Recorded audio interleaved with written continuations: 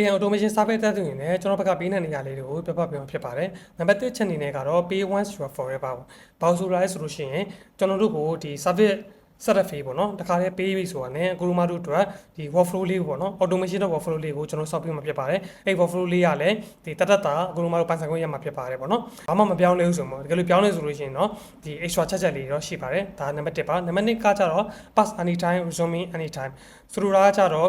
တချို့ business တွေမှာဆိုလို့ရှိရင်တစ်နှစ်ပတ်လုံး run တာမဟုတ်ဘူး။ဒါခါကြီးကြာရင်ဒီ10လလောက်ပဲ run တယ်။ခါကျရင်9လလောက်ပဲ run တယ်။အဲ့လိုမျိုးရှိရပါတော့။အကျန်တဲ့3လလောက်မှာဒါမှမဟုတ်ကျန်တဲ့2လလောက်မှာခဏတာရက်ချင်တယ်ဆိုလို့ရှိရင်လည်းကျွန်တော်ဘက်ကဟိုအဲ့2လအတွင်းဘာမှပေးစရာမလိုဘဲနဲ့ဒီရက်ပေးလို့ရပါတယ်ပေါ့နော်။ဒါတစ်ခုပါ။နံပါတ်3ချက်ကကြတော့ဒီ14 day performance guarantee ပါ။ဒီကတော့အရေးကြီးဆုံးချက်ပေါ့နော်အဲ့တော့ဆိုလိုတာကကြတော့ကျွန်တော်တို့စီမှာအလုပ်အပ်လိုက်ပြီဆိုတာ ਨੇ ဒီ workflow လည်းပြီးသွားပြီပေါ့နော်အကုန်လုံးပြီးသွားပြီဆိုတာ ਨੇ 14 day performance guarantee ပေးပါတယ်အဲ့ကာလာအတွင်းမှာ